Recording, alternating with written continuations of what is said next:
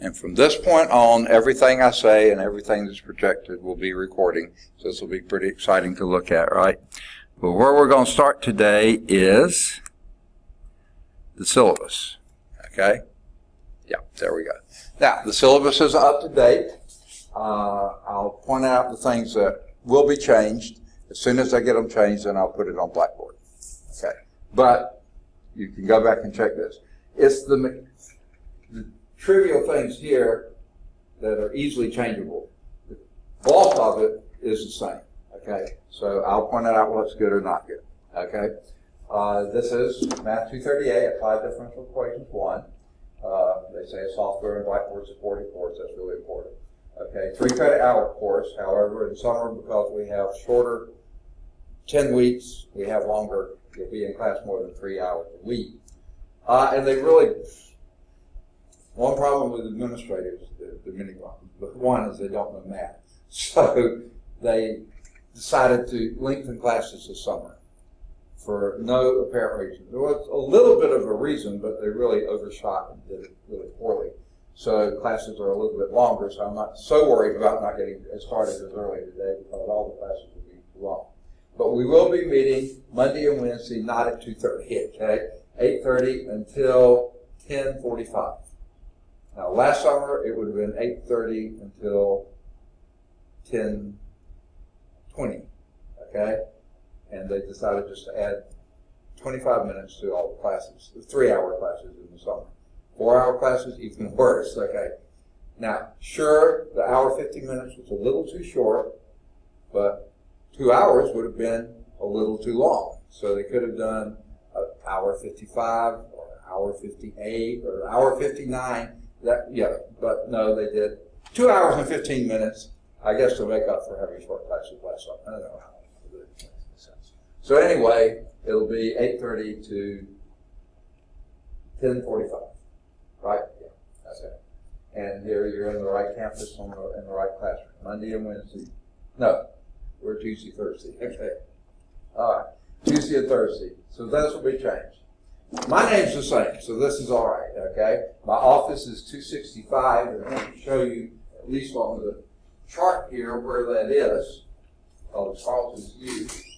We're right now in this corner classroom right here. You go out the door here into the hall, hang a left, go down this little half flight of stairs here. You're still on the second floor. Go all the most way to the end of the hall. Don't run into the wall at the end. And don't take the stairwell downstairs. The door right before the stairwell is my office, 265. There's a mechanical room just like this right next to mine right there. And then I'm in between the stairwell and the mechanical room on the left. 265. Okay? Yeah. So it's close. Now, on Fridays, I'm on the Birmingham West Campus, and I'm in the academic building, which is also the B building, B122. That's not my office per se. That's Dr. Pruitt's suite of offices. Okay, he's the Associate Academic Dean for Transfer Programs. Okay, real great guy. Okay, he has a suite of offices there, 4 rooms actually. And the secretaries, when you walk in the door, the secretary is right there. He's in the big corner office here, of course. He's the honcho. And then behind the secretary's desk, next to his, is the copy room. That's where I am on Fridays, okay? So it's in B122, but that's a suite. Go in there. Now, let me back up here. Here's my number on this campus. Please, folks, only call me during office hours because I'm so far behind in voicemails. We were out last week. I've been messing with the schedule. I'm so far behind in voicemail. I don't know when I'm going to get caught up. I'm not even sure they work anymore, okay? It may be full. I don't know. So don't even bother leaving a message. I won't get it until I retire, probably. I don't know. Something. I don't know. But anyway, if only call during office hours. If I'm in the office and answer, we'll talk. If not, just hang up and call back during office hours. I'll probably be back soon. Okay, so there's my number, 3449. Here's my email address, and everyone, all the employees of the college are pretty much the same. First initial, last name at bostonstate.edu.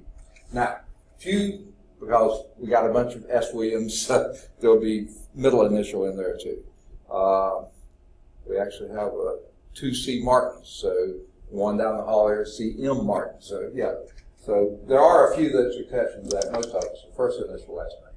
Now, over on the Birmingham campus on Fridays, this was the phone in that office. Now, that office was a grant coordinator's Monday through Thursday, but she didn't come in on Friday. That's why I use it on Friday. Okay? However, the phone died, but she's not there anymore, so they haven't bothered her. The phone's still there, but it doesn't work. Okay? So don't call this number. I'm going to change, when I change the syllabus, I'll put the secretary's number and her, like I said, I'm just behind her desk, the little door there, but we keep that open. And if she's there, she'll just call back, hey, this is for you. And if she's not there, I usually go out and try to answer her phone so it doesn't go to voicemail. So, but don't leave a voicemail there either, because that will be her number. And this one, even if this phone worked, it's not my voicemail. I don't have any way to access it. So don't leave me voicemail. Sorry about that. Okay, office hours. These are for last spring, very different for the summer. And let's see if I know them now, because my schedule changed yesterday. So let me see if I can get it. On Mondays and Wednesdays, 8 to 8:30. I know that's good. And then Mondays and Wednesdays, I have Cal 1 that moves from 8:30 until 11:25. And I have a big 5-minute break before Cal 2 starts at 11:30 and goes till 2:25. And another big 5-minute break before Cal 3 starts, and it goes 2:30 to 5:25. Okay. Now that one may change a little bit. I haven't met with the class yet. Okay, but I'll meet with them on Wednesday, and we'll see. We may move it a little later. I can't move it any earlier, but we may move it later. You can't come no matter what it is, right? Yeah. Not until it's very late. Okay. I got till 5:45. What's that? Because I get out of Chem 2 at like 5:45. Yeah. So, and even then, as soon as you could get here, if we had something, it would be 6:15. So if we do move it a little later, it's up to you whether you want to come over and try to catch the last 15, 30 minutes or whatever. Okay. So we'll work that out. Okay. Now, so right now the way things are sitting, Mondays and Wednesdays, 8 to 8:30, and 5:30 to 6. Okay. That's it for Mondays and Wednesdays. I'm booked solid.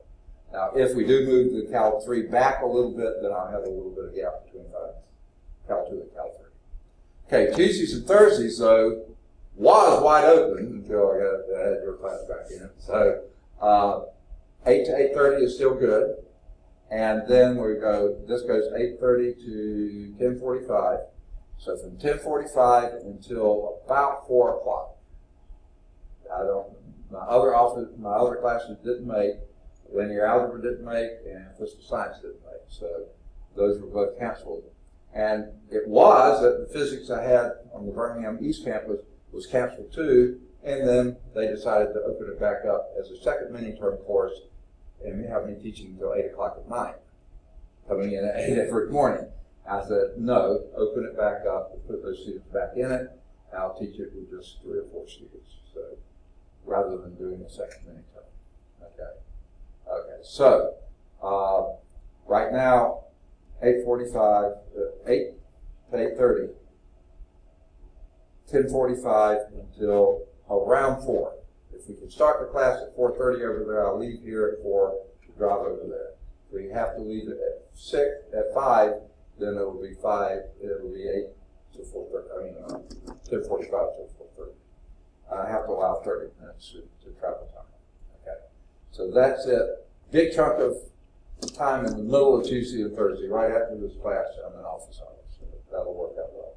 Now, let me talk about Fridays. I said Fridays I'm on the Birmingham campus, but because these buildings are old and we have pretty low enrollment in the summer, and hardly anyone wants to take a Friday or weekend class, so usually they don't make, maybe only 1 or 2 make. They just decided a few years ago, let's just shut down the school on Friday and Saturday, okay? Only offer Monday through Thursday. So we, starting in the months of June and July, we'll go to 10-hour work days, Monday through Thursday. And the college will be closed on Friday.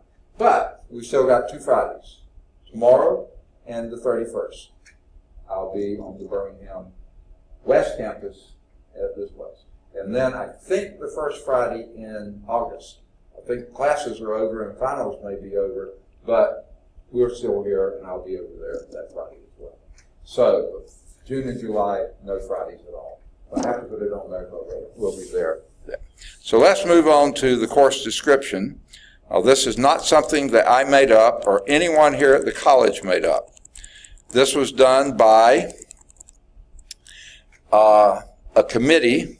It's called an articulation committee, which is made up of the two-year college system and the public four-year colleges and university in the state of Alabama. They got together and said, if we teach this, they give you credit for it. Okay? So here's what the course description is.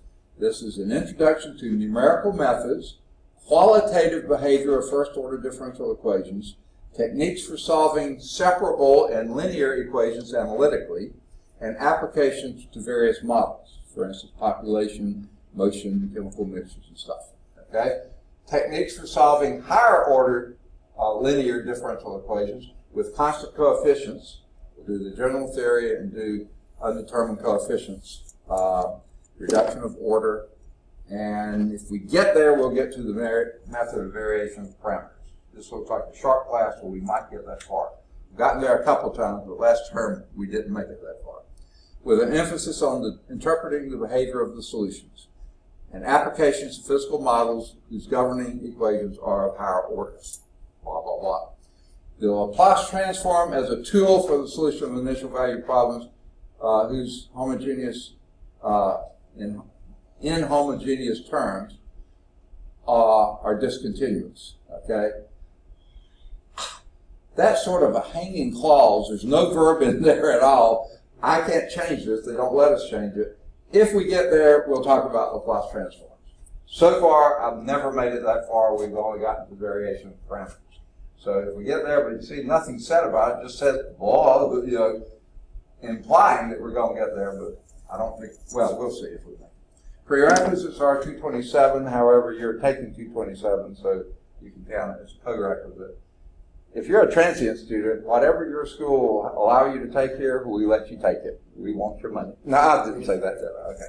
All right, the textbook, and they say it required, but that's up to you, is this one.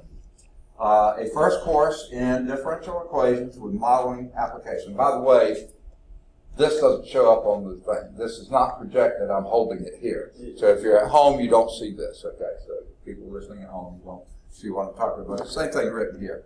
With modeling applications, it's 11th edition. Dennis Zill is the author, and it's a Cengage book. Okay.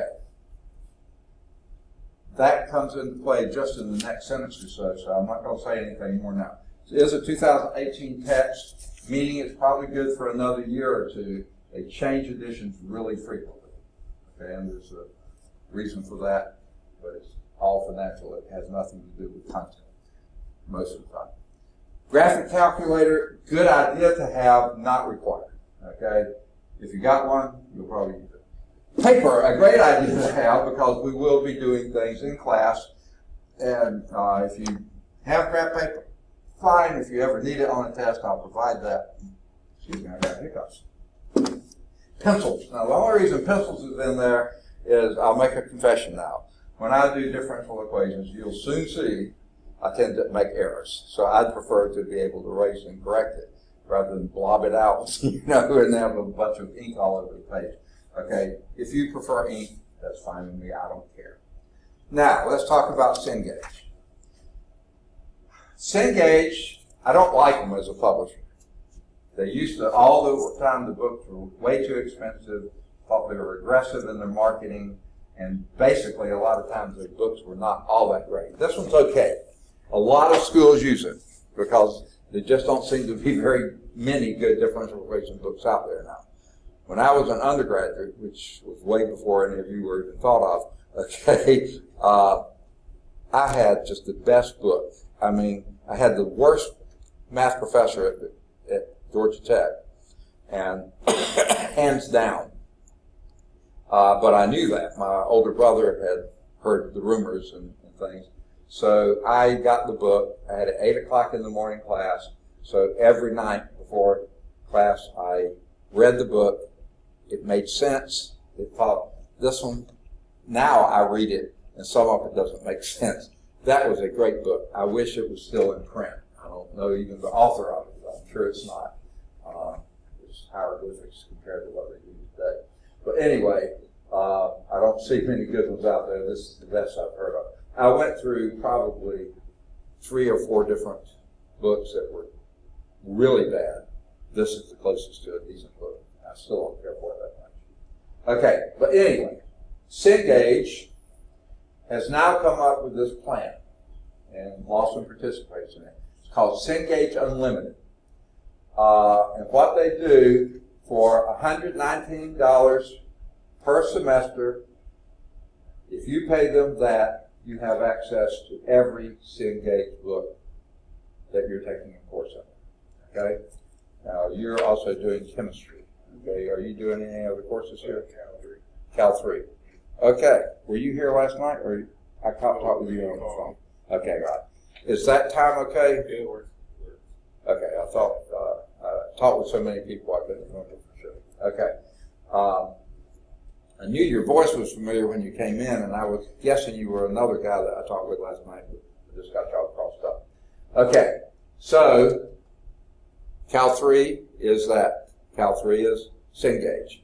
And, but let me back off on this. Both of you are you're Auburn, right? You're UAB. Okay. I bet you have a Cal book already, don't you?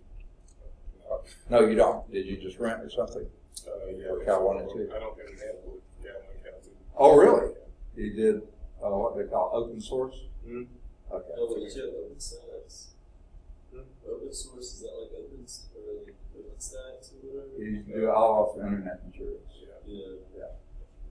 We had at Auburn, we had Cengage, we had WebAssign. Yeah. And we had early trend symbols. Right. Yeah, we had one time Cal 1, Cal 2, I'm pretty sure they did. It was just a differential, I think. Cal 2 was just a continuation of the book. It was like chapter 6. Okay.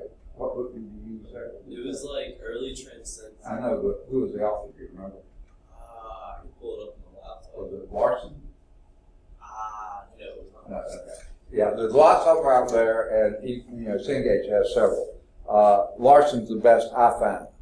Not that the calculus is done any differently; they're all done the same. The difference is he has so many other free internet resources that are just there for you to use, and they're tied directly to his book. He developed all of them, so that's why I use him. But that's not Zip. Okay. So my point is, if you want to pay the $119 for this summer, you can use every Cengage book. Now, chemistry, I'll find out whether they have that. You don't have to. You can either use, you don't have a text, and you do have a text, a Cal text. I do have a Cal text. Okay, you can use that text, and we'll go over the chapters. I bet you the names are almost exactly the same. Probably a little bit of change in the names, but it's going to be, every Cal book I've ever looked at is very, very similar. Okay, I don't know about chemistry, but calculus is. Yeah, it was James Stewart, yeah, I've used him before. Yeah, he has the violin on front, right?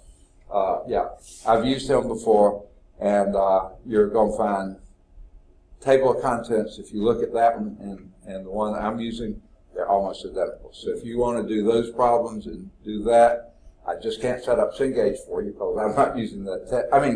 Can't set up WebAssign for you, but yeah. So anyway, this is the book. And if you want to buy it, you can. If you want to rent it, you can do that. It's not open. I don't have open source set up for this course. We may be moving to that, but we're not yet. Okay. Anyway, this is a similar type thing, but we pay them $119 semester and use all the books that you're taking that use the Cengage book. So the rest of this is advertisement, and I hate it. I don't think this belongs in the syllabus, but they said we had to do it, okay? So it's in here. That's an advertisement. So it talks about it. You can read this on your own. I'm going to upload it. You can read it on YouTube video when you get a chance to do so. So I'm not going through all that. Here are the courses. Yeah, all chemistry courses also have Cengage. So if you want to shell out $119, then you can actually get the ebook for this course. You can buy for, I think, somewhere up here it said $8 or something like that. You can buy a loose leaf thing of the cow book. You can do that. I gotta buy that kind of Huh? I gotta buy that. It's 119. Yeah. Okay, you got to buy it for the chemistry. We gotta use OWL. Okay. It's one of those. Oh yeah, that's one of their packages they don't use. But that it is a Cengage book, isn't it? Yeah. So for that same $119, you get access to this one. So it's an ebook, and if you want to shell out another $8, you can actually get a paper copy. Okay, so that's up to you. Okay. Same with you though for Cal 2 and this course. That same $119 gets it all. I mean Cal 3. Okay. Is there any other course you're taking here? Just those two. Okay. So that's up to you. You can do it with that, whatever. Okay. Now, and as you see there, the math, all math courses except math 186 uses the Cengage book. All right. Now, if you want to hang around a year or 2 years here, you have even a cheaper rate, but I don't think that applies to either one of you. Okay. Nor even the guy from Lawson, because he doesn't have that much time left here. Okay. Still more advertisement and stuff. Finally, we get to Blackboard. Okay. Now, I don't really care for this paragraph here. I think I'm going right off the page, so let me get it back. It's not a very, oops, too much. That's okay. All right. All courses must use Blackboard to gain access to vital course information, such as the syllabus. I know that's so vital, you're going to read it every day, right?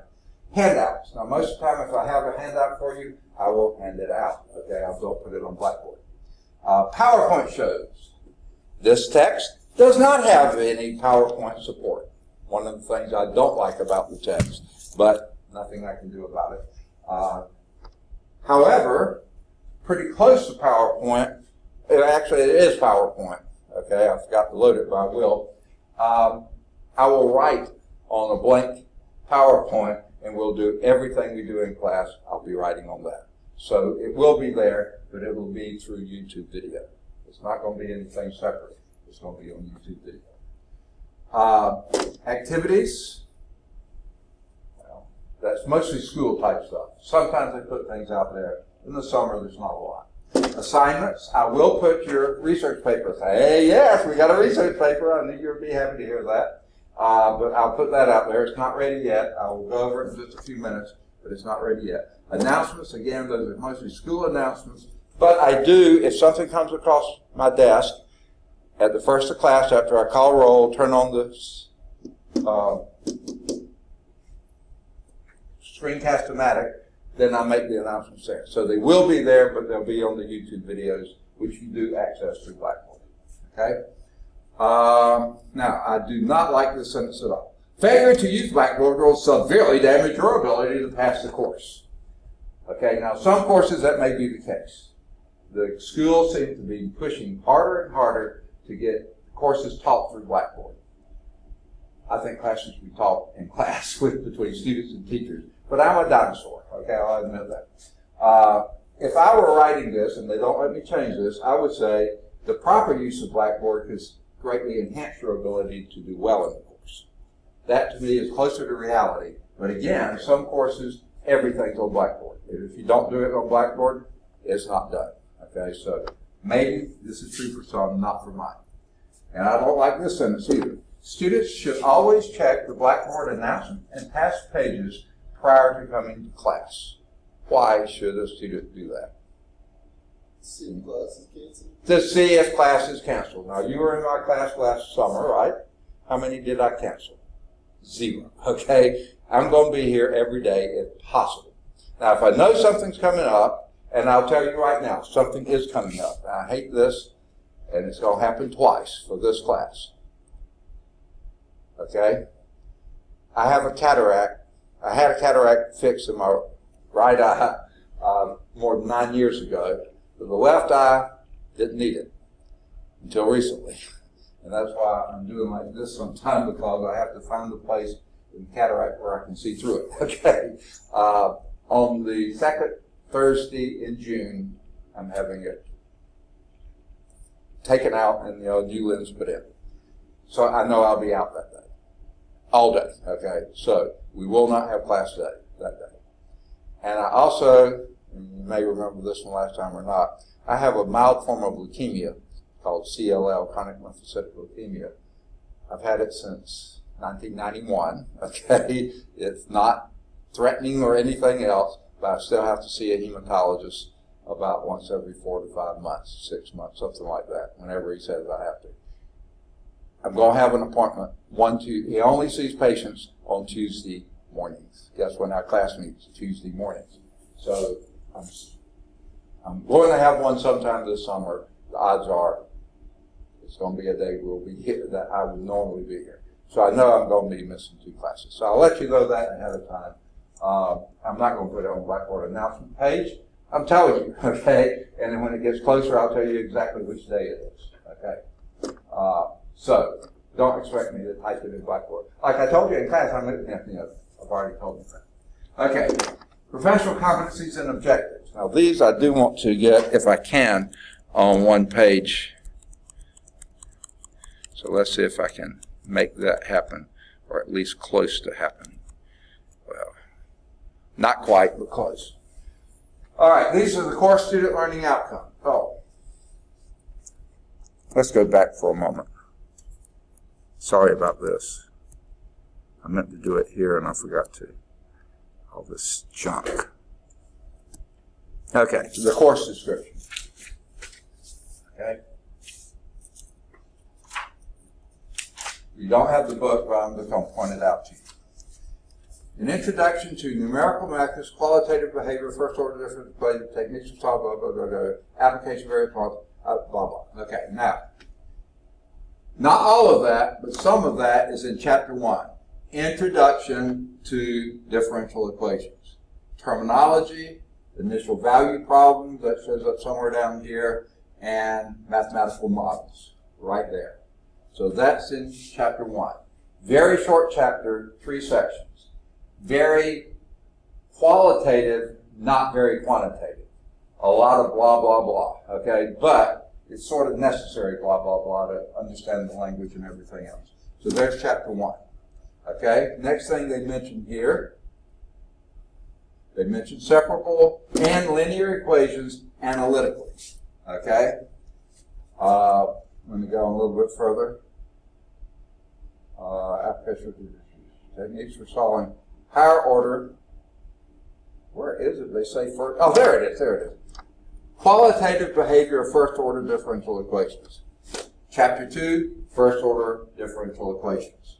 And in this, you see separable equations, 2.2, linear equations, 2.3, exact equations. I don't even mention that here, but we do it as by substitution, which is mentioned down somewhere here, okay? Substitution is mentioned, okay? So there's Chapter 2. Now, they say here, Chapter 3, modeling first-order differential equations. We've done that up here, so I don't see why go back and repeat it again. So, but also, I don't believe there's much about modeling in here, okay? So we're right there. Applications of physical models, okay?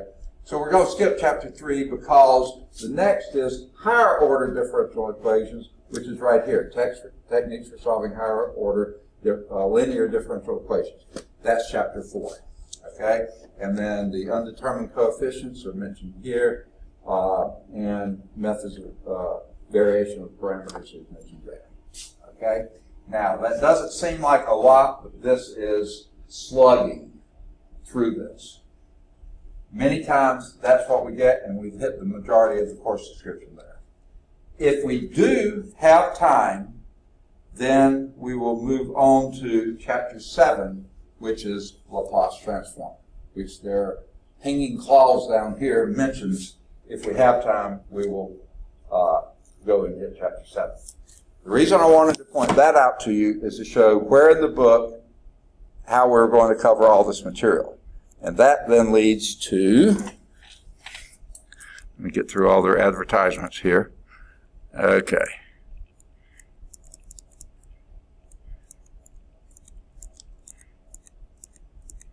Sorry, this is slow. All right, here we go.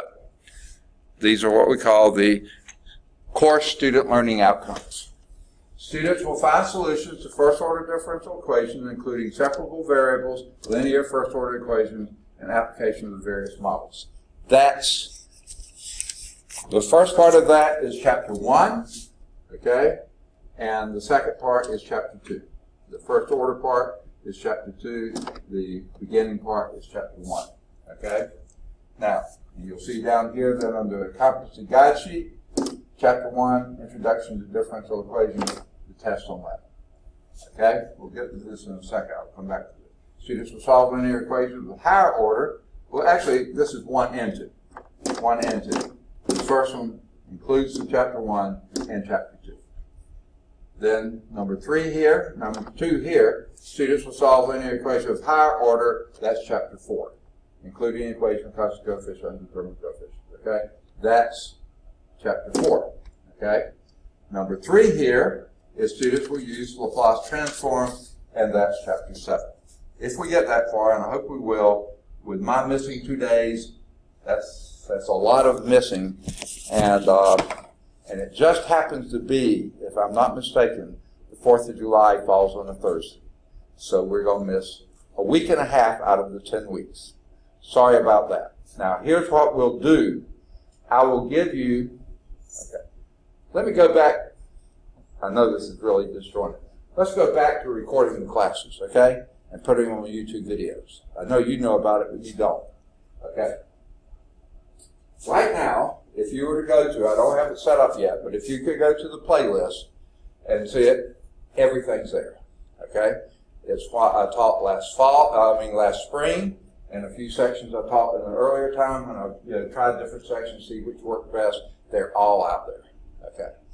Now today we're talking about syllabus and other stuff, and when we get this done, I will load it to YouTube, and it will go at the bottom of the playlist. And the one that's equivalent to this from last spring, I'll take off the playlist. So you always have the whole course out there. Not this course, but the whole course. I mean, okay. Always the stuff we've done this term is going to be at the bottom, and the rest of it's going to be at the top. So in those 2 days I have to be gone, I will show you where to go on the playlist, and you'll have to do that on your own. Now, because Tuesdays and Thursdays I have extra time, if you want to, we can double up the time on the next Tuesday or Thursday after my appointments or whatever, and we can actually do it in class. So we'll have plenty of options there, okay? So we'll take care of that as it gets closer, okay? And then it says students will use numerical methods to approximate solutions. We do that, I think, in chapter 1, okay? It's not a separate chapter here, I don't think. We'll go down and see. And students will research and write on a topic in differential equations. We'll talk about that a little bit later. Okay.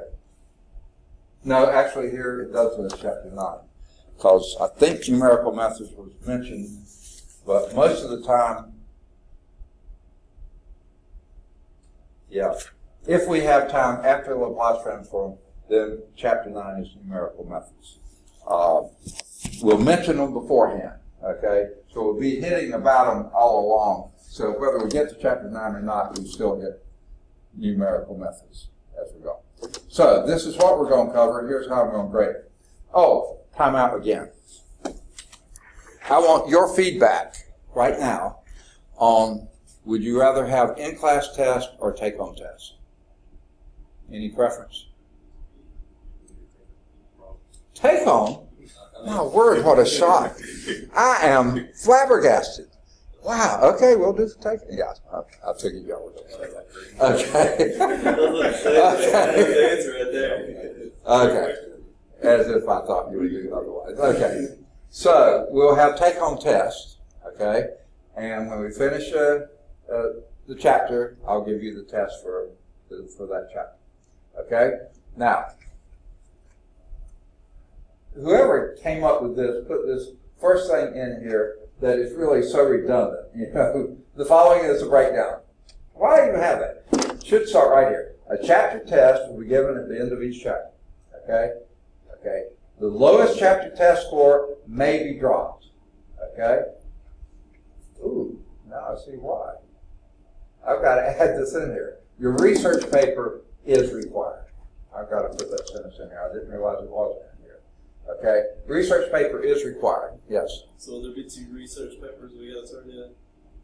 What's that? Since are you doing a research paper for Cal 3 too? Yes. So we got to do 2 papers? Of course you do. Oh, okay, that's awesome. You thought otherwise? Yes, okay. Just making Dream sure. on. Okay. Okay. You can slap yourself and wake up, you know, 'cause, yeah, you got to do. It's not hard. Yeah, no, it's real short. We'll talk about that later. Research paper is required. That's why I said the lowest chapter test score may be dropped. Either if you do a really lousy job on the research paper that's required, or you don't turn it in, 0, you're going to need every test score you can to bring that up. So I only drop a test if it helps your average increase. Okay. So the average of remaining tests will determine your grade for the course. The last test, which is going to be the final exam, but it's not going to be comprehensive necessarily, the odds are not, that one can't be dropped because that's going to be really, every test builds on the others, so it's really a combination. So the last test can't be dropped and the paper can't be dropped. The lowest test score other than that. So is there going to be 5 tests plus the 5? Well, we'll see. I doubt. No. In fact, whether we even get here, that's questionable. Possibly even here. It may be 3 tests. Okay. Period. And the paper. And I'll drop the lowest of the and tests. one of the 3 is the final? Yeah, the last one is the final. Okay. Whatever the last test is, that last meaning final. Okay. Test. Okay. Got it. Okay. So in other words, don't come and say, oh, I have A's on my test, I have to take the final. Yes, you do. Okay. Do well on it. Okay. Now, later you'll see more about plagiarism, blah, blah, blah. Okay. Here are the grades. Everything's based on 100 points. 90s are A's, 80s are B's, 70s are C's. Don't go down here at all. Okay, just don't mess with it. Because guess what? I don't think a D will transfer. I know an F won't transfer, so stay up here. Okay. And again, administrators don't understand math. Let me tell you how this next couple of sentences were and what they said we couldn't change. And I could not have it there. It said, this is what it originally said. The instructor always rounds upward, never downward. For example, now that's what it said, and it had this say for example. For example, a 79.5 will be rounded up to an 80, a B, but a 79.4 would remain a C. Now, that does not say the same thing as what I just said. That never rounds downward. That's a round down, because that's how you round, okay? So I could not have a contradictory statement there, so I put the instructor rounds grade normally. A 0.5 will go up, and a 0.4 will not. Okay, that's just normal rounding. Whoever wrote this, I think I know who it was, didn't understand what rounding was, okay, because it was contradictory. But don't sweat that, okay? It happens so infrequently, okay? Attendance, okay? Please try to be here. Only 2 of the 5 are here now. I don't know where the others are. Sure, I record the classes and all that kind of stuff, but try asking that recording a question, okay? If you don't understand something, you're not going to get it, okay? You can come after class or, yeah. Do we need to sign in or anything? What's that? Do we need to sign in every day? I call roll. Okay. I mark you in the roll book. I forgot. Yeah. And that way I don't have to worry about, well, with this smaller class, I know. But, with a big class, somebody signing in for somebody else, I'm hoping I won't notice. But I will notice. Okay, so. I had to ask. Yeah, I can tell where you've been. Okay, never mind. Okay, so try to be here. Now, I sort of want to go back up here a little ways. Right here. Withdrawals.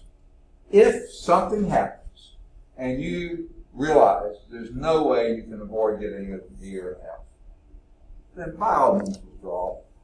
Okay? A withdrawal does not hurt your grade point average at all. A D and an F will. Okay? I hope your grade point average is greater than 1.0. So a D will hurt your grade point average. Okay? F always does. Okay? Now, a withdrawal does not. Now, financial aid or something else like that, yeah, this has some implications. But guess what? Financial aid's not going to pay for either one of those either. Okay? So that's equivalent. This hurts your grade point average. This is enough. So I don't think either of you, you're serious students, you're going to be here, you're going to do the work. I don't think this is an issue, but I do have to say it. Okay. So makeup work.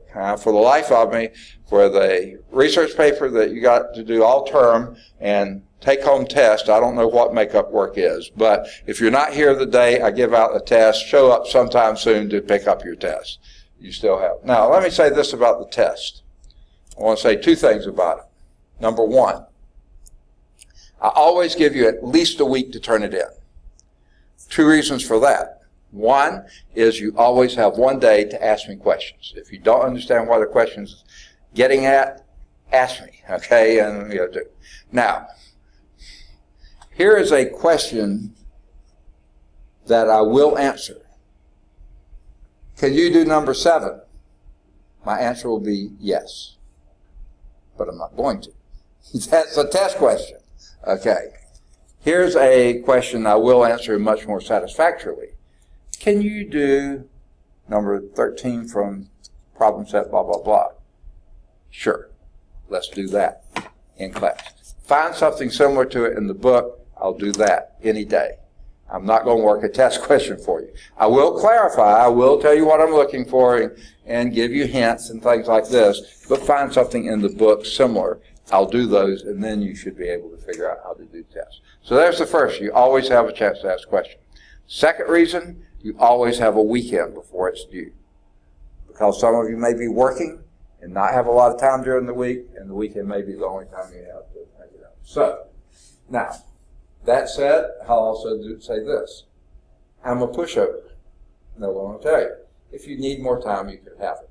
But what I don't want to happen is me pass out test 2 and you still have to turn in test 1. And the main reason for that is, what if you missed the concept miserably poorly in test 1? I don't know that. If you get test 2, you're going to do the same stupid thing again. And because you haven't turned in test 1, I haven't detected that you have that flaw, and there you make 2 bad grades rather than 1. So always try to get the test in before I give you the next one. Okay. Lateness, try to get here on time. I know it's hard. I know there's other things. I've had students in other classes coming from UAB or coming from Alabama or somewhere, and they just can't get here on time. I understand that. I have others that may have a conflict of class, okay? I understand that. But try to be here. I'm going to try to be here, and starting at 8:30 every day, you try to do the same. Sure, everything's recorded. Let me say this, too. Time out on this one. I've had several occasions, not often, but over the years I've done this, where the recording didn't work, or we couldn't upload it, or Blackboard went down, or anything else like that. Or YouTube, we couldn't connect with YouTube. Doesn't happen frequently, but it has happened before. That day there won't be a recording. Now I'll leave the one out there from before, but just being absent, you can't guarantee, oh, I'll hear everything that went on in class. No, if the system didn't work, there's no recording that day, except one from a previous term. Okay, the second thing about the test, I have to see your work. This is take-home test. So I'm not just looking for an answer. I have to see your work. If you give me the correct answer with no supporting work, you won't get more than half credit for that problem. So if you do that on all the tests, and you get everything right, you get a 50 on the test. Okay, understood? I have to see the work. Okay?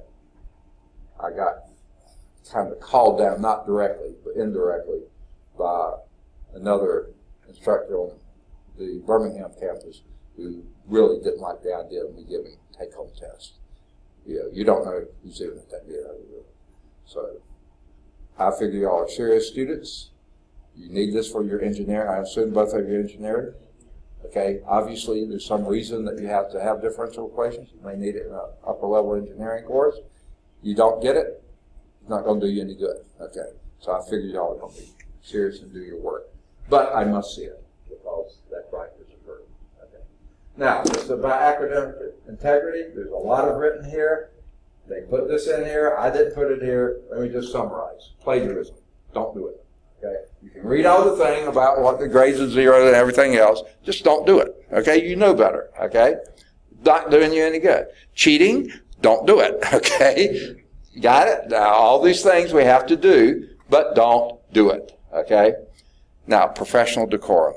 Goodness, what a waste of, well, I'm sorry. Why even have this in here? But they say we have to have it. They require this in the syllabus. I'm going to modify ever so slightly, well, no, probably pretty majorly. Sleeping. If you sleep, don't snore. You'll bother the next student, okay? So don't snore. If you're going to snore, don't sleep, okay? That's how I look at it. All this. If you're bothering somebody else, don't do it, okay? If it's not, no, I don't really care. I don't care. I really don't care. What is for mean? What's that? For. I can't hear. Unnecessary traffic in the classroom.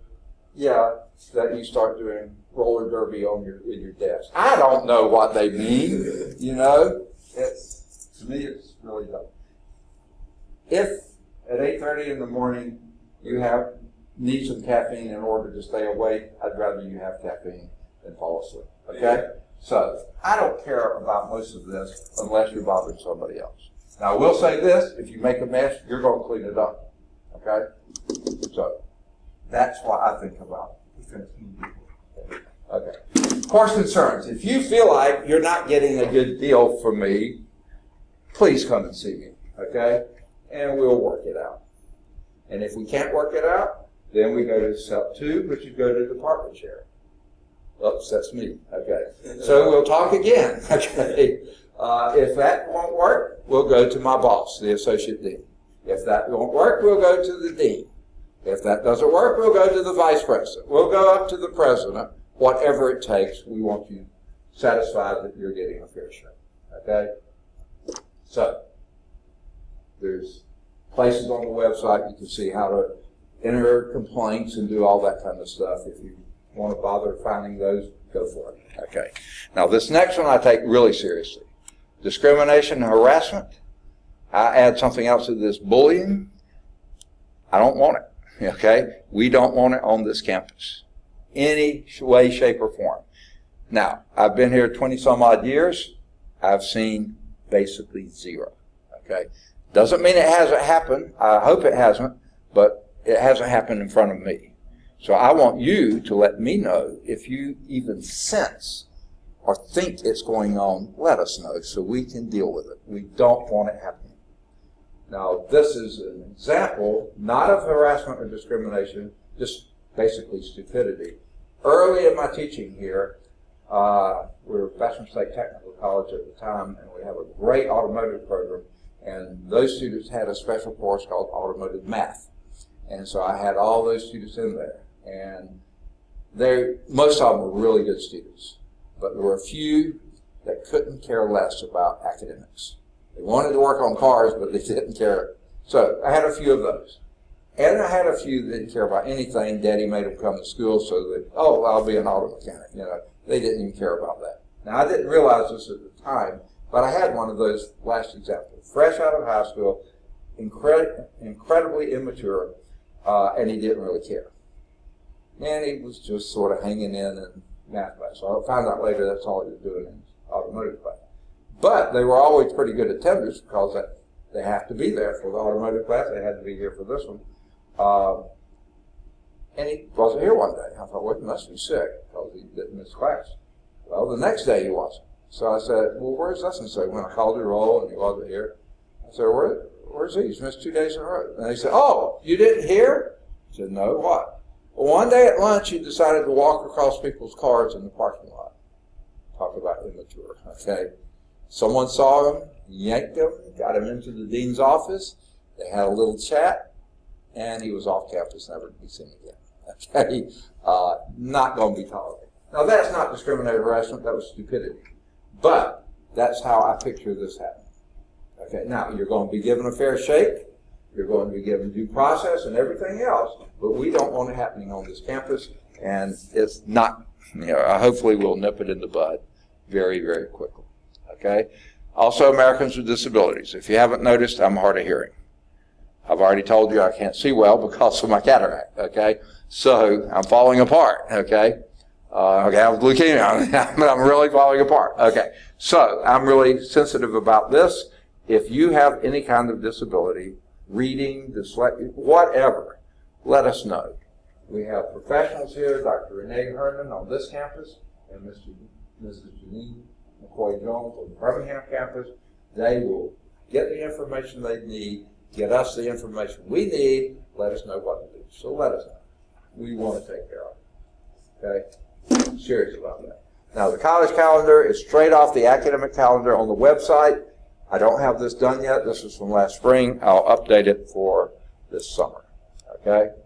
And then the last page is the acknowledgement. Any questions on the parts of the syllabus that are current, which is most of it. Okay.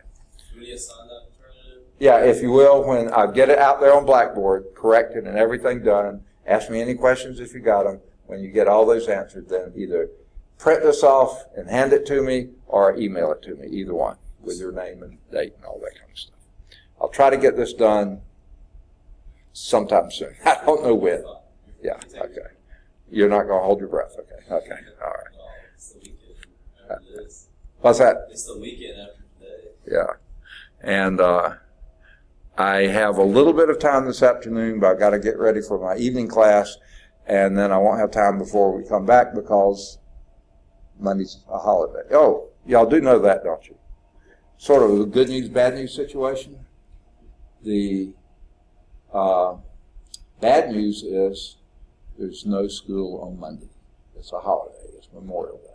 The good news is it doesn't affect this class any. Okay, we won't lose a day because of Memorial Day. So cheer up. Okay. All right, so as soon as you finish, do this. So I'm going to go on and get out of this. I don't need this anymore. And we'll go to number 2, the research paper. Now, Nolan was here last year. You remember that? It was a really exciting prospect, wasn't it? I thought so. Okay, you better say yes. Okay. You choose your topic. I'm not going to assign a topic. Anything that has any remote association with differential equation. It could be a person, a theory, phenomenon that is explained by a differential equation or modeled by a differential equation. An application, I really like those, like whatever engineering you're in, how do you use differential equations there? What are ways that it helps you understand the engineering better, anything such as that.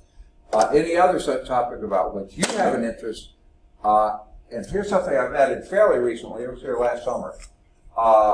If you find a website, YouTube videos, something like that, that helps you understand something that the book is really fuzzy about, and I make even worse, okay, and you see this and say, oh, that's what it's talking about. That makes sense now. You can write on that if you want to, okay? I'm not going to be offended if you say, I couldn't understand beans about what he was saying, okay? That's fine. That doesn't lose you any points, okay? As long as you spell beans right. No, okay. So, you can write on the internet, application, demonstration, YouTube video, whatever you want, okay, that you find useful to the class. Now, what I'd like you to do either today or next week is write your name on a piece of paper and the topic you decided to write on. Now, you're free to change your mind later, but at least get to thinking about it now, early. Okay? So, now, let's go back to the phones for a minute. Since you're going to have a whole piece of paper with just your name and the topic on it, here's something else you can put on there. It has nothing to do with the research paper, but you can do. And it came up with what you gave me here. I've been calling him and never have been leaving messages. Somebody's got a bunch of messages out there for Nolan advice, okay? And he doesn't have them because his number was wrong in the system, okay? So, if you want to, you've already given me, and if that's your one and only and best number, this is fine. But if you want to give me your very best number, and my guess is going to be your cell phone, right? If there's a chance that that cell phone could be left at home in the car, or you don't know where you lost it, or it got run over by a truck, or the battery died, or something else, this is a chance that might happen, and you want to give me a good backup number, that's fine. You don't have to give me any phone numbers. If you want to give me your first or second, or if some of you do work, and I know this happens sometimes, and your job does not want you having a cell phone at work, or using it at work, so we can't reach you that way, but we can reach you through the main office, and they don't mind you getting. And it's going to be mostly very important calls. You know, I'm just not going to say, hey, how you doing today? You know, not that. Usually, and this doesn't happen often, but it has happened enough for me to do it, like maybe once every 2 years or something like that. I'll get a panic phone call or someone actually interrupting class saying, this is how it's in your differential equation class. Do you have a way to get in touch with them? The number's not working, okay, that we have in the system. And then if I have that, I can say, well, you can try this. It's only going to be for someone here at the college, not a student, some administrator or professional here at the college who absolutely has to get in touch with you right away. It's only right. So if you want to give me the number on that piece of paper, you can. You can give me 0 numbers, 1 number, 2 number. I can't think of any reason you need to give me more than 3 numbers. But if you have a reason, I'll take them. But, you know, as soon as you're out of class, it's going to be shredded. So no one's going to have access to that except me. And anyone from college who absolutely needs it. Okay, so write your name, give it to me today or next week. Now, you're going to need to find at least 1, but 2 or more better outside sources for your paper. Now, this book doesn't have too many of these things, but every now and then you'll find some place in here they'll mention somebody. Gauss, Runge Cutter, you know, something like that. And if you want to write about that person, you can get ideas from the book, but you can't use the book as your reference. You have to get the whole purpose of this, get out of the book into the, at least sort of the real world, okay, and do something outside. Okay, so you'll need to find those. Start looking for those now. That source can be any other book, journal, newspaper article, magazine article, any such material that you can find in the library, perfectly fine. Now, here's sort of a weasel here. Any legitimate source you can find on the internet. Now, beware of the internet. There's not anything that's been developed during my lifetime that I can think of that's more incredibly useful than the internet. What didn't exist in 1951, and it's all happened while I've been alive. But there's 2 big problems with it, at least 2, okay? 1, way more than half of what's out there is total garbage, okay? Number 2, sometimes you don't know which half, okay? So be careful. If you have any doubt about whether it's any good, run it by me and I'll say, oh, no, I've seen that many other places. Yeah, that's fine, you can use it. All right. Never seen that before. I really doubt that's true. Make sure you can get this or find some other source, okay? So the textbook is not your outside source. That's a great source for ideas, but not for your paper. Ideas for your paper. It has to be at least 1 word process page. Like Nolan was saying, it's not a big thing. Okay, but here's what I mean by 1 word process page. If you have, I don't require this, but if you like to have a big header up here, something here, then the title, triple space, and you start typing right here, what is 1 page of text? That's going to go to the bottom of that page, and then on a separate sheet of paper, start at the top and come down that far. That's a page of text. So you don't have this fiddling around here and say, that's my paper. You have 3 little words. No. That's extreme. Okay, so that's 1 word. I want it double space. This is single space. I want you to double space like this. That way it's easier for me to read, mark, grade, and that kind of stuff. So it's less for you to write. Okay? And I want standard font. 12 pitch point. I don't want 9, which is so, well, I can't read. Remember, you got to keep it big enough for me to read. And I don't want 26 points, so 5 words fill a page and you think you're through. That's not going to work either. So keep it standard. And I don't care what font you use as long as I can read it. And I don't read hieroglyphics in Old English, so don't give me that stuff. No one does, but I tell people that. Times New Roman does every word processing package default, but this happens to be Arial. I don't care which one you use as long as I can read it. Nothing's curly Q, okay? Try to keep the paper less than 2 pages. You don't have to, but I don't want it to be a big burden on you. But if you get so fired up about your topic, and how it's applied, or something like this, and you go 2 or 3 pages, I don't care. That's great. You don't lose points for being too long. You lose points if it's less than 1 complete page of text. Now, this has only happened a couple of times. I've been doing this for more than 15 years, and I've taught either 4 or 5 terms a year. Back in the old days, we were on quarter system, 4 terms a year. Now we're on semesters, 3 terms a year.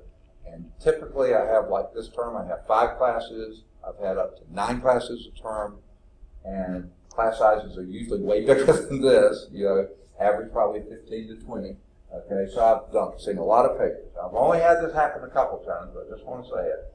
Don't try to replace quality with quantity.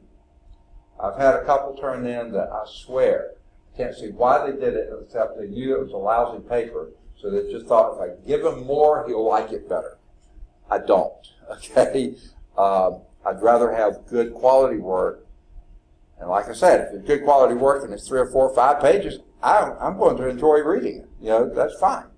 But if it's sorry and you just give me more of that, I'm not going to enjoy reading that. Because here's how I grade it. You turn in a paper, and when I first get it, it's a 100-point paper. If I start reading it and finding errors, you start losing points. So picture this. 5 pages of really sorry work, minus, minus, minus, minus, minus. You're actually going to turn out with a lower grade. Okay? I don't take off for it being too long unless it has tons of errors in it, and the more you do of that, the more you're going to lose. So don't do that. Okay? No penalty if it's longer than 2 pages. Penalty if it's less than 1 page. I don't care what format you use. Most English classes teach MLA, Modern Language Association format. A lot of scientific organizations use APA, that's American Psychological Association. They came out with an early format that's really good. People say, why create a new one? So that's great. We're going to use theirs. Or a lot of professional organizations have their own format. If you've been doing things for that, you can do it. I don't care. Okay? But be consistent. If you start blocking paragraphs, block all your paragraphs. Don't be indenting some and blocking some, or indenting this one to here and that one to there. I've seen it, and it's just crazy. It's just inconsistency. Be consistent. Okay? I've also seen in one paper, it's not very often, but I've seen it, when someone makes a citation up here, they open parentheses and put the author's last name, comma, the year of publication, close it out. Fine with me if that's how your format is doing it. But then in the same paper down here, they'll make another citation on a very similar source, not a different source, different type of source, but a similar source, and open parentheses, title of the article, comma, page number. Wait a minute. Okay, if these were the same thing, if they were both books, they ought to be the same format. Okay? I think I know what happened. This source that they were using here cited one way, and this different source they used down here was using a different format and cited a different way. They used this citation here and that one there. That's not using the same format. You choose your format, use the same format. Okay? Now, spelling, grammar, sentence structure, all those kinds of things. If you have errors there, you've turned in the lawsuit, gotten here. A few little ones, not bad. But guess what? All your word processing packages have spell check. I think they all have grammar check. Use them! Here's the deal, how I know people don't. When I read a paper and it's just really obvious they didn't use them, it is really obvious, okay? And usually those are the ones turned in at the end of the term. That they waited all term long, didn't do a single thing, and then all of a sudden, I got a paper due tomorrow, and then type it in and turn it in. Not a good idea. So I encourage you, get started early. I'm going to talk about this later. In fact, let's go into it now. No, let's do this now. Not just spelling and grammar things, content also matters. Most of what you're going to write on, I'm going to be at least cursorily familiar with, okay? And if you say something blatantly wrong, I'm going to catch it, okay? And if I don't even know what you're talking about, I'm going to look it up and make sure, because if it's not making sense, I'm going to see why it doesn't make sense, okay? So please pay attention to content as well as all the other things. Here's just a couple of dumb examples of this. Someone writing on a person, and for some reason, a lot of places do this, put in parentheses, first time they mention his name, the year of his birth, the year of his death, you know. But then over here on page 2, they have him dying on a different year than they had on page. Whoa, that's not very consistent. Or something about Isaac Newton. I'm just going to make up a year. Maybe it was 1597. I just made up that number. But they typed in 1957. No, Isaac Newton was long dead by then, so that wasn't right. So I was going to catch most of that stuff. Things like, you're not going to write on Pythagorean theorem, but I've had an awful lot of papers on Pythagorean theorem, and every now and then they're on a list that's completely wrong. So I will pick up on most of that. So content also matters. Now, the paper is due the last day of class, okay? Not the last day of final exams. There's only one day of finals for this class. It's the last day we have class in here, okay? So please don't wait till then. Start working on it now. Like I said before, I've received tons of papers over the years. Here's a general trend. Usually those turned in early on the term are really good papers. And a lot of times those at the end of the term are really poorly done. Didn't even use spell check or grammar check. Now I've had some dogs at the beginning and I've had some great papers at the end. But the general trend is like this. Get on the upper end. Okay, get started, get it done. You'll never have more time than you do right now to work on the paper. End of the term, you've got tons of other things going on. All right, you will lose points. Here's the stick. If the paper is submitted after the last day of class. Not the last day of finals, the last day of class. Okay? This class. But here's the carrot. Now this I have to change. If you submit your paper in the month of May, that's only 2 more days, okay? The month of May, you get 2 bonus points added to your score. Huh? 2 more school days, or 2 more days. Well, 2 more class days. Okay, let's say Because we have Tuesday and Thursday, next week, Friday's the 31st.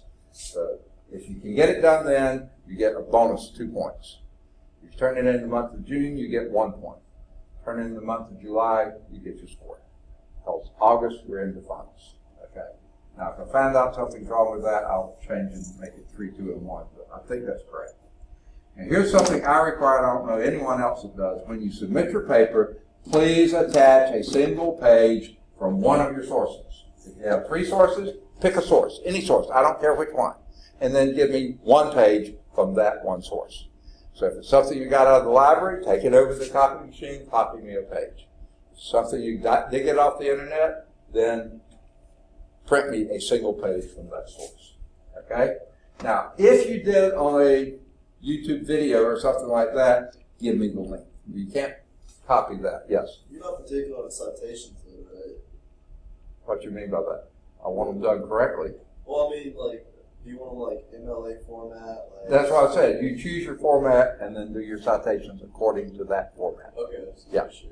And you get to choose. It's the one you know and love and do well, do it. Well, because like, I was just wondering for like the link-wise, because sometimes even with links, you get like, if we find like an article on what we're writing about and it's like a URL link, you just want the link or do you want that link cited?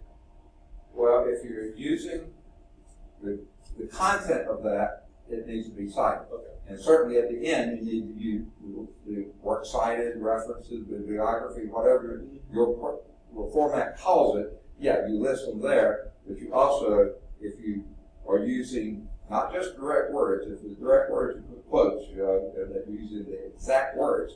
But if you're just using the concept, and you got that concept from them, then you cite that. This is where I got this idea. That makes sense. Okay. I'm not going to assume you came up with that groundbreaking idea. Maybe you did, but no, it's just I had an English teacher last year. She was very particular. Yeah, well, I'm probably not going to be as much as an English teacher, but I do want it done well. Okay. I don't want you to get in the habit because of me of doing poor papers. Okay. Sorry. Yeah. Okay. Any questions? All right, sorry, I probably ran that in the ground. I tend to do that. Okay. And let's see, the last thing that I have here, and this is pretty short and sweet because this is last summer's locator card. I just want to show you what it looks like. There are some changes from this summer. Okay. One is we now are starting classes at 8:30 rather than 8 o'clock. So, if you remember that last time. But other than that, it's pretty close. I have Cal 1, 8:30, and they made the classes longer this term. 8:30 until 11:25, and then 11:30 I have Cal 2. It's down here now, and so that goes from 11:30 until 2:25. And now, at least I think, and didn't you say this worked well for you? 2:30? So at 2:30 we'll be starting that. Sorry, you can't do it. But it'll be 2:30 till 5:25 will be Cal 3. Okay? Now, that's Monday and Wednesday. So almost no office hours. 8 to 8:30 and 5:30 to 6. Okay, that's it on Monday and Wednesday. On Tuesday and Thursday, this starts at 8. I'll be in the office from 8 to 8:30. Then this class starts at 8:30 and it goes till 10:45. So that'll be down here. And then I'll have office hours. My the linear algebra was canceled. Physical science was canceled. And this one was canceled, but now they've added it back again. So that is going to be, I'll leave campus about 4 o'clock to head to Birmingham East Campus, and I'll start my class over there at 4:30. Oh, last year I started at 4. So this year, for some reason, it started late.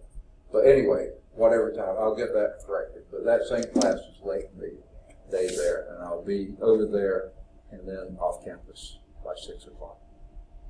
Okay. And then on Fridays, let's go back to the top.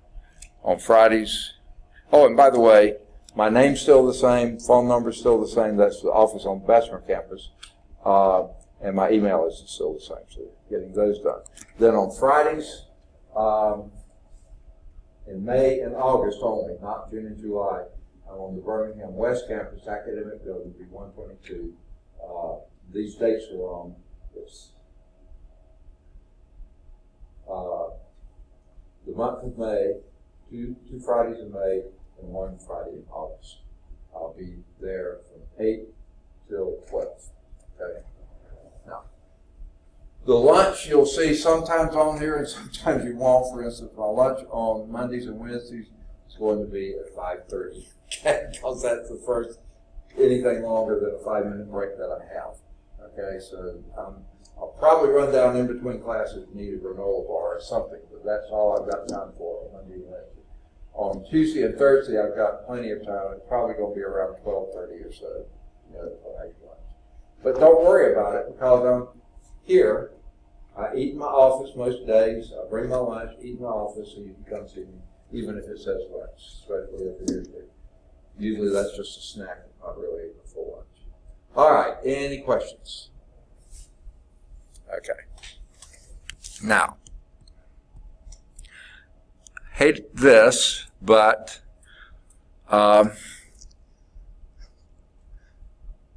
mornings I tend to rehydrate in the morning, so then I tend to have a bladder break. So do you mind having a quick break? I know we don't have much longer to do, but we go till 10:45, so we got almost 30, 45 minutes left. So let's take a quick break. Try to keep it less than 5 minutes. I just need to run. Okay. Get up, stretch, do side straddle hops. I don't care. I'm going to turn off the recorder so when you're talking about me. All right, we're recording again. One other administrative thing we need to do before we get into differential equations, and hopefully we will get into differential equations before the morning's over, is safety. Now, there's nothing we're going to be doing in class that's really hazardous, okay? I sure hope not, anyway. Okay, differential equations just aren't that bad, But there are general safety things that we have to know about. And since y'all are fairly new to this campus, maybe you were here last year and stuff like this, but you may not be aware of what we do in case of emergency. There are 3 safety issues we have to always keep somewhere in our brain of what to do if they happen. Can you imagine what one of those 3 is? Tornado. Say again? Tornado. Tornadoes, of course. If you heard about Missouri, Yeah. there's Jefferson City. yeah, Jefferson City got slammed. Sounds like almost as bad as Tuscaloosa got a few years ago. But I don't think it was as bad because I don't believe it was a Category 5, and that in Tuscaloosa was awfully close to Category 5. So, yeah, they can happen, and they are happening right now. Hopefully not here, but in case they were, what do we do? What do we do if we hear any type of weather emergency? Go to the first floor, get away from windows. Okay, exactly. You go low and interior. Now, where is low and interior in this building? You know your way around that well to know the best way to get there? Kind of near the administrative Okay. office.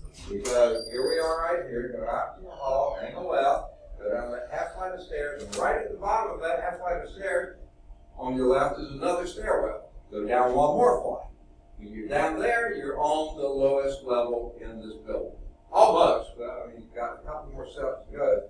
And right in front of you are the restrooms. The restrooms really are not a bad place to be. They're interior, no glass, and the walls are close together and lots of corners. That's where the strength of the building is. In the corners and in interior walls. That's a good, safe place to be. You might say, though, I really don't want to spend a couple hours in the restroom, you know. If I had a good book, maybe, no, I wouldn't even say that. Okay, so maybe you won't want to be there. So where's another? Well, right past that, the ground floor is a lot like this floor, but not quite the same. I mean, right past the restroom, there's like 2 or 3 more steps down. So then you're on the lowest level. And right there is, rather than this corridor, there is the academic dean's office. Okay? Now, most of the time she's not here. She's on the Birmingham campus. Occasionally, though, the associate dean might be out here. Not very often. But sometimes the guy who does the summer enrichment program for high school students uses that office when the high school students are here. So if it happens to be that someone's in that office, academic dean's office, and they invite you in, again, it's a small space, walls are close together, and by the way, let me say this, down on the first floor, the wall that's back here is up against soil. It's not another room or something on the other side. It's against the native soil there. So that's a very solid, sturdy wall. So anything up against that wall is good. Okay? So likely that's going to be locked. Don't break in. Keep on going down. The next room there is a classroom. It's room 160. It's a developmental math classroom. Sort of a big room like this one.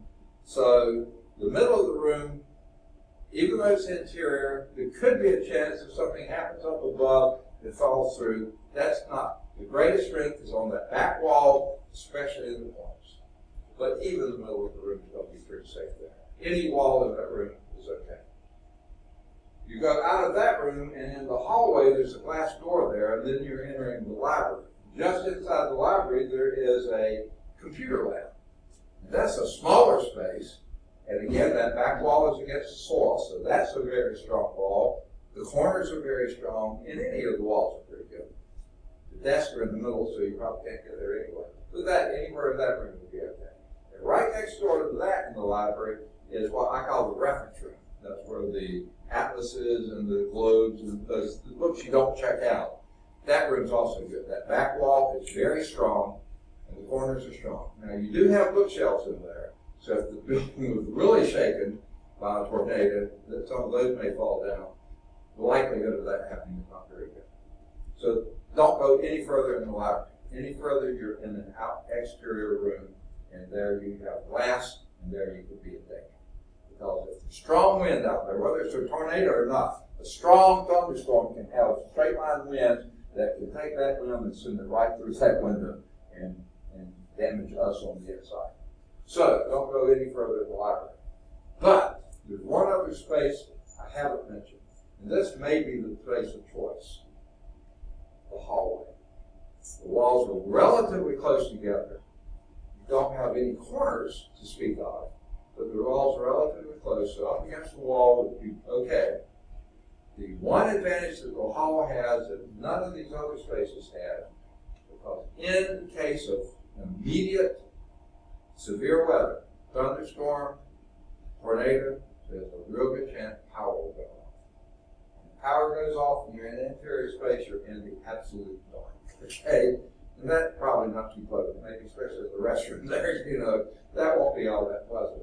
The hall has emergency lighting, these other spaces don't. So, y'all have cell phones that have flashlights on them. You might still like one of those interior rooms. That's okay, but the cell phone will die after a while. There's no way to recharge it, you have the power side. So, the hall is another. So that's where we go, low and interior. Now, if that siren goes off, and we do head out and do that, I'm going to be taking with me, and can't believe I didn't bring it with me, but I'm going to bring the roll book, okay? Where is my roll sheet? Oh, there it is, okay. I'll bring my roll book and roll sheet, whatever I've got, and I'm going to be the last one out of the room, making sure that if either one of you twisted an ankle or anything else, I'll make sure that you can get downstairs okay. And when we get down there, then I'm going to call roll. And if you have decided, whoops, the dog's there, I better go home and get the dog out. No, you don't get on the road. The dog is okay. They'll be all right. Yeah, they know how to take care of themselves. Don't get on the road. But if you make a dumb choice like that, I get down there, we can't find you, then I have to come back, or somebody has to come back and look for you, risking life and limb. Okay? Don't do it. Stay together down there. Once we get the roll, know where everybody is. Then if you want to go mingle with friends, go off with your cell phone, whatever you want to do, you can do. But stay together. And since there can't be more than 6 of us, it's not going to be hard to get together down there. So don't get lost. All right, so there's weather emergency. Something outside that we have to be careful. 2 other types of emergencies. What would one of those be? Fire, okay, something within the building, okay, that we want to get out of the building. Let's take worst case scenario first. My computer blows up, arcing and sparking, catching the papers on fire, maybe even catching the desk on fire. What do? We just walk out. Okay, we walk out, leave the building burning, and everybody else in here with smoke inhalation. But we're safe. We're outside. Walk out. Oh, okay. We forgot to say that, didn't we? Okay. Say again? Walk out, pull the fire alarm. Fire alarm. Okay, where's the closest fire alarm? Over there. Okay. Good choice. But this, surprise, surprise, is the old part of the building. Everything you see here, second floor here, this is the old part of the building built before fire alarms were coded. You will not find a fire alarm on any hall within sight. Uh-oh. So where do we go? Now, if it's something like today and there's only 2 of you do, because I really think the buddy system is good. You go out the door here, hang a left, go down that half flight of stairs, and then this corridor you see here, go through that. Now this part here, the reason it doesn't show up anything but a blank here is that's the first floor, okay? So this is the second floor, so there's nothing there. The top of the building there. But if you go down this half flight of stairs, you're on the first floor over here. That's the new part, and they have fire extinguishers but to your left and to your right. So that's where the nearest fire alarm is. Go and pull that, and then proceed out of the building. So, are we going to just leave everything to burn to a crisp in here? Better than dying. Say again? Better than dying. Well, absolutely, but, how much damage you want? Don't answer that question. Okay. Do you want to put it out? I mean, I'll try. Oh, okay. Well, how would you do that? Fire extinguisher. Where's the closest fire extinguisher? I Oh, okay. So I can tell it's a very good observer group because right here, there's 5 feet of where I'm standing right here is the closest fire extinguisher, right outside our door. So, and I bet that when you were younger, you'd see those things, wouldn't it be so cool to take that class? Yeah, I knew you had it, okay. You finally get to do it. If there's a fire in here. If there's a fire in here, not Sounds the like practice. there's going to be a fire plan. Yeah. So go get the fire extinguisher. If necessary, I'll operate that, or y'all go to full fire alarm and go out of the building. Now, how do we get out of the building? Same type way as before. If you go down to do the fire alarm, come back through that corridor, unless you're smoking inhalation and stuff like that, you can't go out that way. But preferably come back and go through this stairwell, down one more flight, and then out of the building, not into the building, out. Where do you go when you go out of the building? Well, here we are in this corner classroom right here. We go out this exit here, go down, and go to the parking lot right across there. That's where we head. That's where we meet. I'll be the last one out. I'm trying to put out the fire, going with the last student, whoever's the slowest, and then we head out. I take the roll with me. I count for everybody. If you're not here, if you say, hey, building's on fire, no more class, I'm out of here, we don't know that. And we assume he has to be somewhere back in the building. So here I have to go back, or the fire professional has to go back into a burning building trying to find you. Don't do it. Stay together as a group until I get down there, call roll, and then they'll let us know what we're going to have. Go home, we'll go home. Go to another building, go to another building. Or, false alarm, there's nothing wrong, go back to your class. Whatever it is, we stay together until we get the word of what to do. Okay? Now, we left off one thing. Here we have, back when it was in here, now if we just hear the fire alarm, we skip all the things about the fire alarm, the fire extinguisher, we just go out. But if it did start in here, finally I got you to say we're going to pull an alarm, and that maybe we'll even use the fire extinguisher. But there's still one other thing we didn't do. Oh, of course, we want to let somebody know. Now, actually, a number better than 911 is the campus police, because they have a direct link to 911, and they need to know if there's a fire in the building, they're going to get here before 911 will get here. So I know the door that I come in, there's a sheet on the door listing the police number for Bessemer campus and Birmingham campus. I bet the door you come in has one of those, but if not, find one. And if possible, load it into your cell phone for a fast speed dial. So if something does happen, you can just hit that, call campus police. And that's not somebody's desk. That's a mobile that some police person, even a rent-a-cop on weekends or evenings, is going to have that attached to his or her body, and they will have it and respond immediately. Okay, if you don't get that number, 911. All right, good deal. So there's external emergency, weather, internal emergency, and this not just fire, chemical spill, anything like that, we get out of the building, down into that parking lot. What's the third? School shooting. Second? School shooting. Yeah, active shooter. When I started teaching here, that would have been the farthest thing from my mind. I never would have even guessed that could happen. Okay, because it hadn't until then. It's just been fairly recent. Now, remember I'm hard of hearing? If y'all hear something pop, pop, pop that sounds like it could be gunfire, you will hear it and notice it before I will. Please let me know. What do we do? Barricade that door. Okay. Better than that, I can lock the door.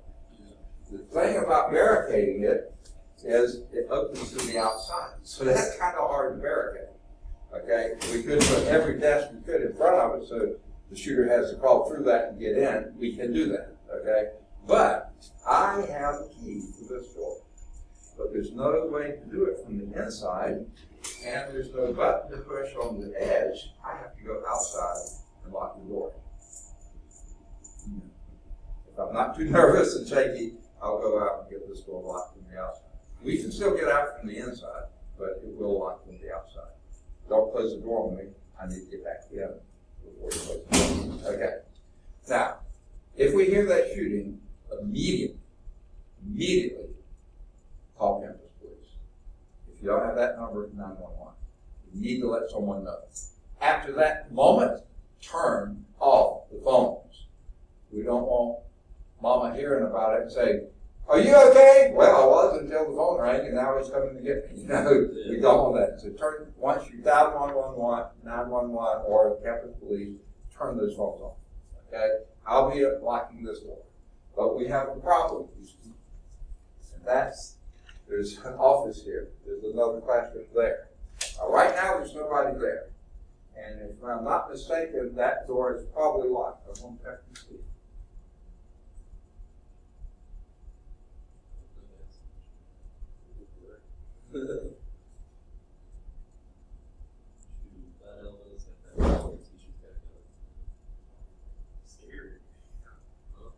It's scary. It looks like, and my guess is that door is going to be locked if there's no classes there, because we've had a rash of people coming through stealing projectors from the ceilings over the last couple of weeks of spring term. We had at least 4, 5, 6 projectors stolen. These are not great projectors, by the way. That's why we want the nice ones. So they've been keeping doors locked. That's why it was unlocked. We thought it was locked. I was waiting on you. That's all. Yeah. Dark light. But it was locked before I came up and unlocked it to set up, and then had to go take care of some other things. So anyway, now we have both doors locked. If that was locked. If that was not locked, I don't have a key. I can't lock that. So here's what we'll do. Would you say it's a good idea to lock this? See, now this door does have a button right here you can press, but that locks it from the inside, not from the outside. That doesn't do us any good at all. Do not lock this door. This door has a deadbolt. I don't have a key for it though, so I can't lock this door. Okay? But this door has the button, and you press that, it locks from the outside, but not from the inside. This is the one we lock. Okay? Whether that's locked or not, we lock this one again. Okay? So normally it's unlocked. We will lock that. But then we want to close this one, because you see there's a window there. Yeah. He can see in. So we're going to close this door, and then we're going to close this one as well. Don't lock it, because it doesn't do any good. And then where do we go? We could go against that wall. That right there, you absolutely have it, okay? Because here, he has to fire through concrete block. The way this is set up, he's firing this way, he's going to get more blasts back at him than it's ever going to come through there. Here, he can fire through the window, he can fire through the door, he can fire through the grate. That can do damage on this side. That's not going to do much. That's the place to be. And we're quiet as a church mouse, okay? Phones are off, and we're huddled together. Now, if he does manage somehow, I say he, few shooters have been women, most of them have been guys. If he does manage to come in, y'all are back here, I'm back here. If he does make his way here, and we turned off lights, by the way, too. If somehow he makes his way, you are the future. You stay put. Most of my history is behind me, okay? I don't have any, I'll deal with it. My pencil's pretty sharp. Don't be easy. Huh? My pencil's pretty sharp, though, so we can just stab it. Okay? But you don't get in the right line of fire. Let me be shield if you want to stab it. I've been in the military, you know, I've served on shore patrol, I've been in situations, nothing dangerous, but I've had to be prepared for it. Don't you risk your life. You're valuable. I'm sort of marginal, very marginal, so don't be a hero. Okay? Keep your head low. There was an old Vietnam song about that. Never mind. All right. There's the safety issues. Sorry that took way too long.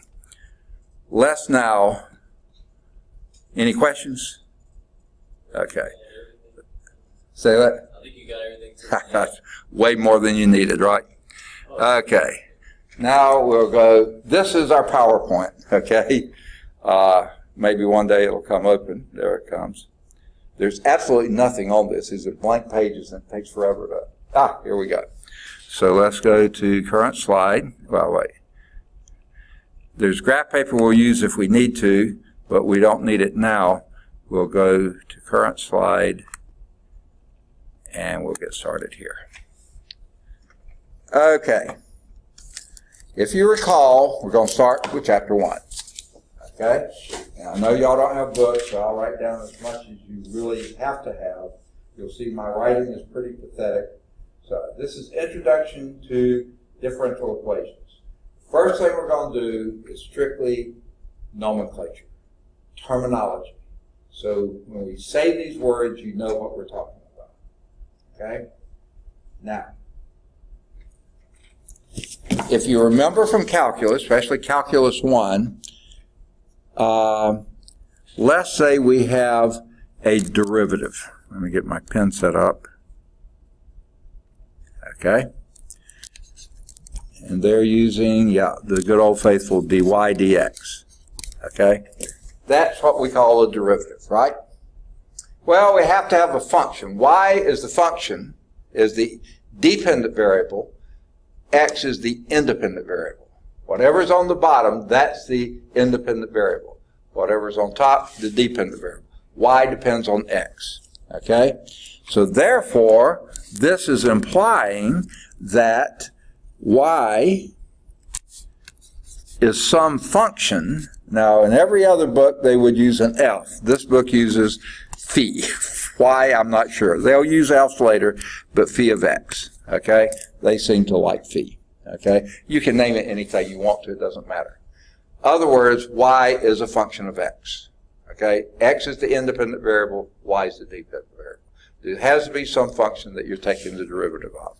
Okay? Now,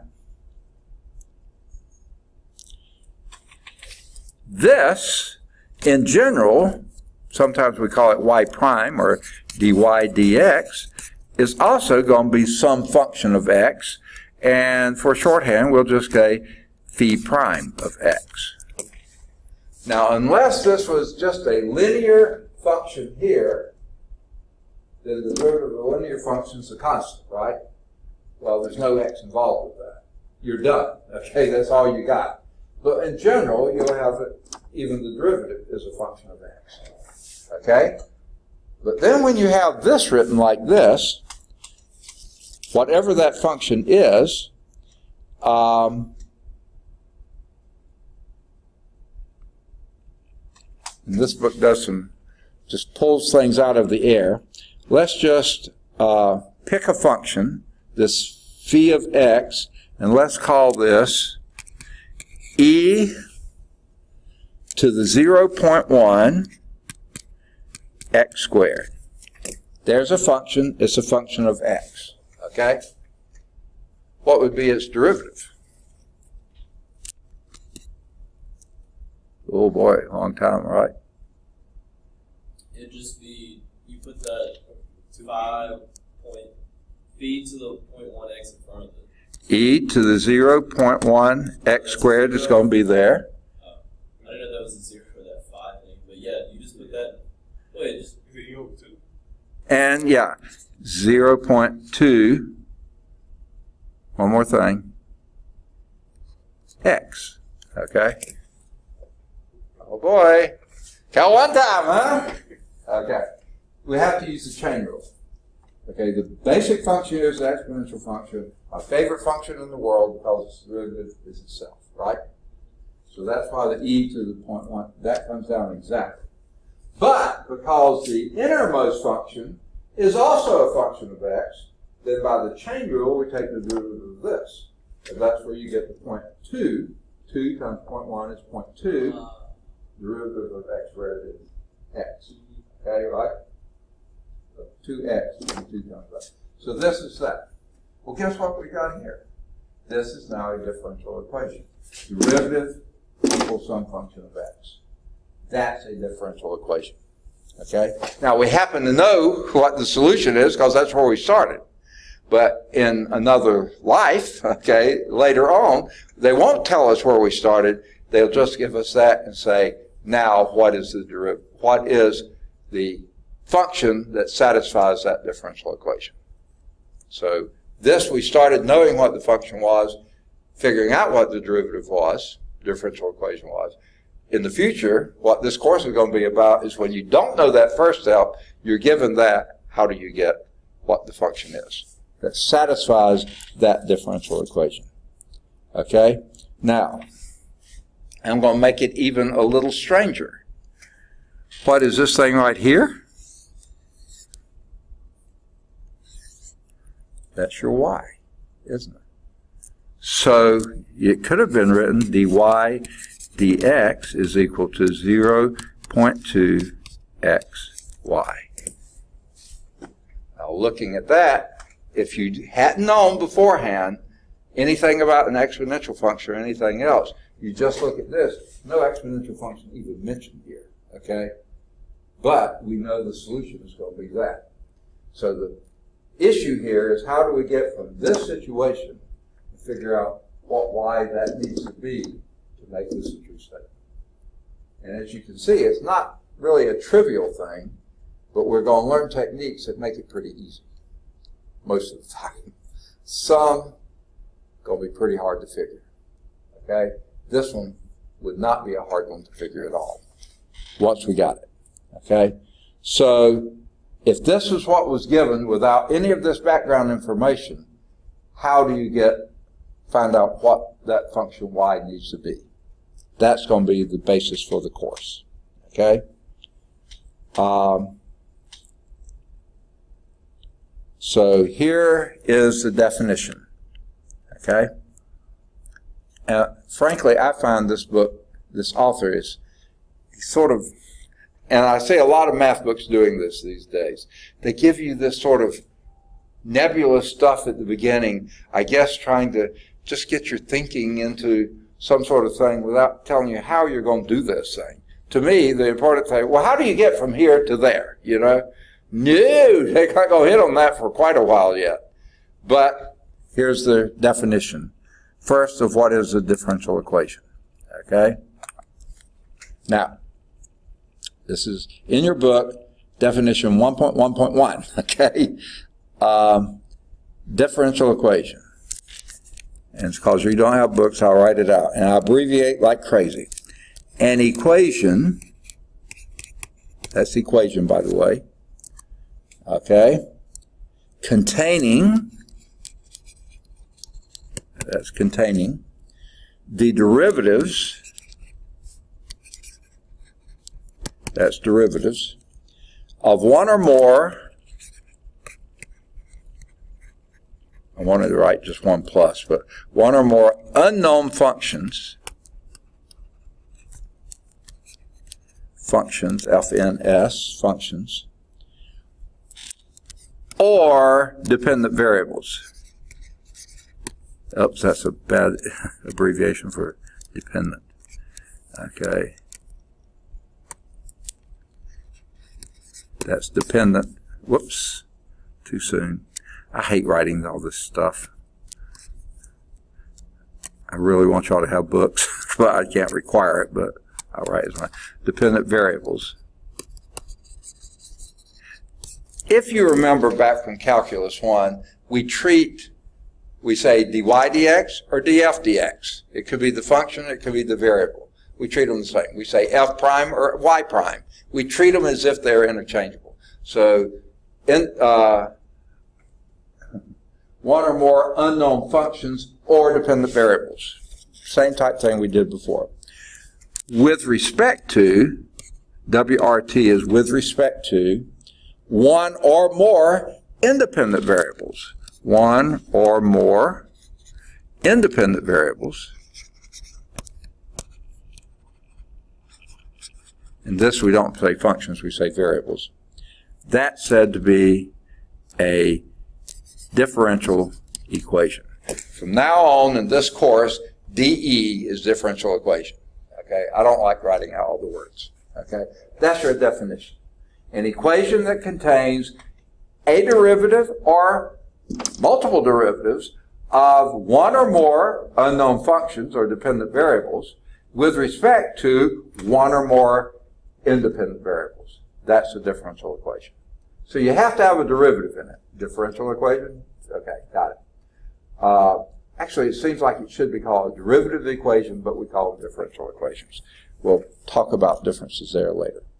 Now, if you have a differential equation, there's several ways to classify them. Three predominant ways. You can classify them by type, by order, or by linearity.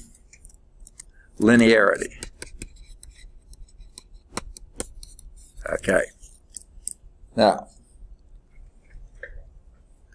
let's do type first. Okay.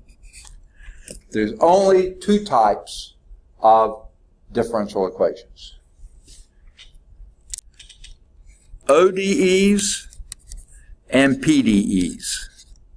I'm going to go start with these. These are the two types. O means ordinary. Ordinary differential equation. PDE is partial differential equation. The DEs are the same. Okay? Now, both of you are in Cal 3, which I'm guessing means you probably haven't hit partial derivatives yet. You did the last time you took it. Have you hit partials yet? I think so. Huh? I think so. You think so? Yeah. Okay. So you're at least familiar with partial differential. Basically, we're not going to do partial differential equations in class. If you look at this, first course in differential equations, and it doesn't actually say ordinary. A few of the books I've taught with have that in the title. Okay? Partial differential equations is a whole another level. It's usually a senior to graduate level course. Okay? So don't sweat them. However, we're still going to have to use partials in certain circumstances to solve ordinary differential equations. We're just doing just the partial derivatives. What's that? We're just going to be doing the partial derivatives. Yeah, we'll be doing partial derivatives, but not partial differential equations. Right. Okay. Yeah. And I'm going to explain where those will come up. So ordinary differential equation. What is it that makes it ordinary as opposed to partial? Right up here it is. If you only have one independent variable, you're dealing with ordinary differential equation. If you have more than one independent variables, then you're dealing with partials. Okay? That's the breakdown. Now, we will have some situations, one in particular called exact differentials. The test that you do is take a partial. Okay? That's the test that you do. There are other places we'll use this, like, I can't think the name of that. It's a Polish name. Wronskian. The Wronskian. You do partial derivatives. But those are techniques to solve ordinary differential equations. You may use them in partials too. We're not going to do PDE, partial differential equation, but you do need to know the difference. This one will have, if you're familiar with dy dx, that's an ordinary derivative. A partial derivative would look like this. Partial of y with respect to x. It's that funny looking d, okay? This one could be written y prime, because there's only one independent variable. That's what you're taking the derivative with respect to. This one would be written y sub x, because there could be another variable, like time or something like that, that you could be taking. So we're only dealing with differential equations that have this one, not the one for that. Though we will be using partials to solve ordinary differential equations, but we're not going to solve them. So that's the type, partial or ordinary. Okay? Now here's the first example, and this is, and by the way, I haven't got out my watch. I will get carried away now that we're into the real. In fact, I think I just got carried away, didn't I? Haven't we run out of time? What time do we get up? I think 10:45, isn't it? Oh, I thought it was 11. It is 10:45. Wait. No, the Cal 3 class goes 2 hours and 55 minutes. This one only goes an hour, 2 hours and 15 minutes. 10:45. So we just ran out of time. Sorry, but there's no extra charge for going over. Okay. So we will pick up with example 1 next time. Start with example 1. Sorry, I talked too long, and we got started so late because we didn't have everyone. Oh, I know what I did. Here's my pencil. So we'll start with example 1 next time. So there's no really homework exercise or anything else to do. We'll start there next time. I'll have my books probably next week to make it easier. Okay. And like I say, either you can do the 119 and use all your books for Cengage, or you can rent a book, and that's going to be fairly cheap. But it's up to you. All right, good deal.